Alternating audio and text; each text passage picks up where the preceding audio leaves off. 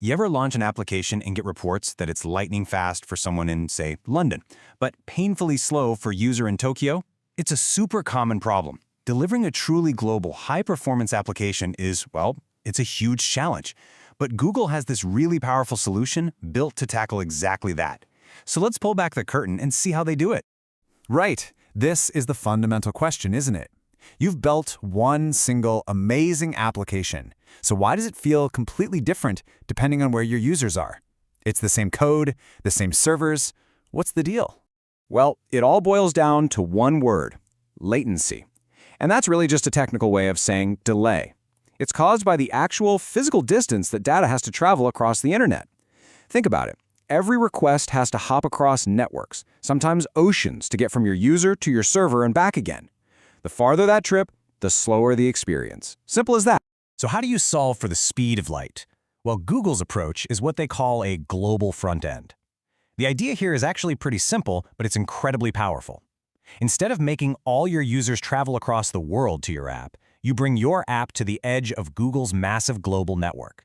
You get it as close to your users as physically possible. And here's the really cool part. It doesn't matter where your servers actually live. They could be in Google Cloud, another cloud, or even in your own data center. Okay, so what exactly is this global front end made of? It's not just one thing. It's a whole solution designed to do three things really, really well. Deliver your content fast, scale up to meet any demand, and protect your application from attacks. Let's look at how a request actually flows through this whole system. When a user in, say, Sydney asks for an image, that request hits the closest Google Edge location first. Now, if the CDN already has a copy of that image stored right there, and we call that a cache hit, boom, it sends it back immediately. It's super fast. If it doesn't have it, that's a cache miss, and the request then travels on to your main server to grab the file.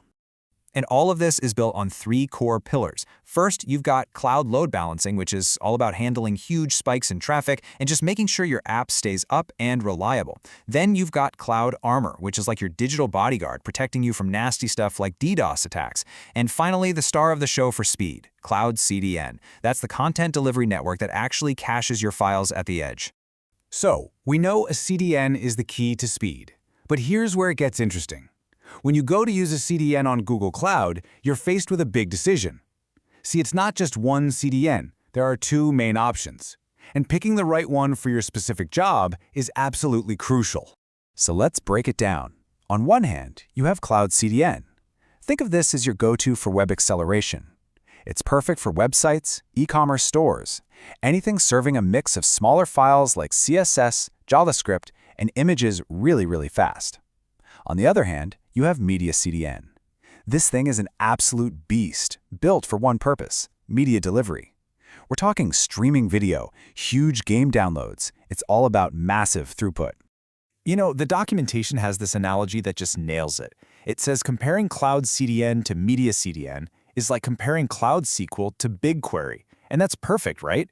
Cloud SQL is for handling lots of small, fast transactions.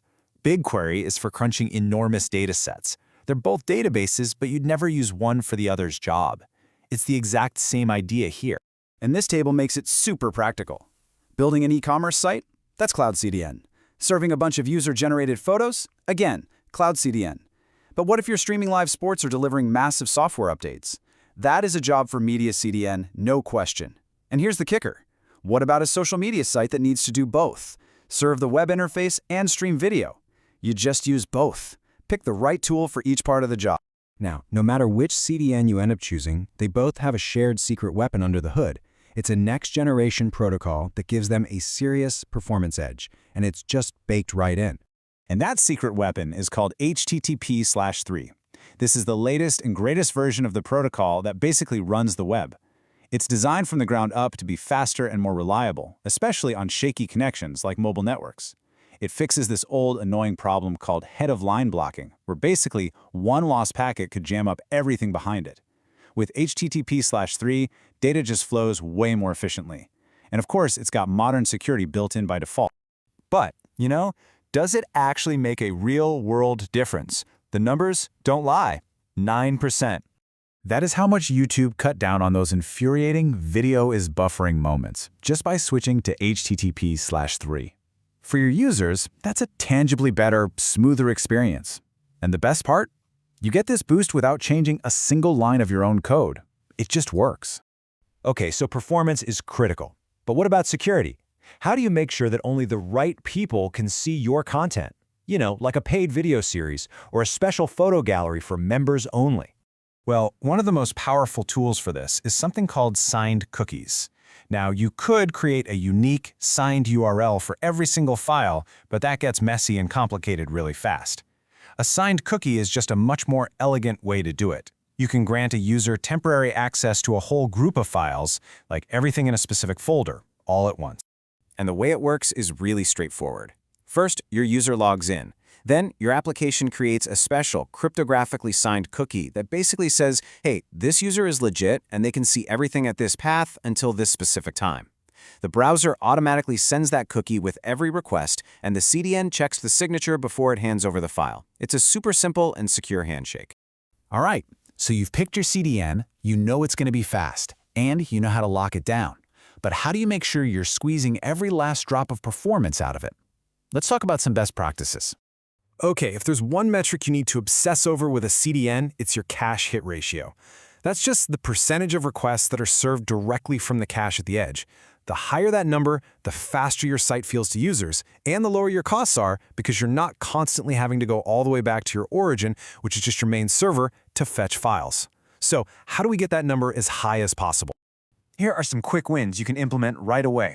First, use versioned URLs like stylev2.css instead of trying to invalidate caches all the time. It's much cleaner. Turn on dynamic compression. This can shrink your text-based files by a huge amount. Use something called negative caching, which tells the CDN to remember for a few seconds that a file is missing so it doesn't keep bugging your origin server for it. And be really consistent with your URLs. Even a tiny difference, like gray versus gray, can trick the CDN into creating two separate cache entries for the exact same image. These little tweaks really add up. So at the end of the day, what's the big takeaway? The global network, the load balancing, the top-notch security, the world-class content delivery, this entire framework to get your application to anyone, anywhere on the planet is right here at your fingertips. All the pieces are on the board, ready to go. The only question left is, what are you going to build?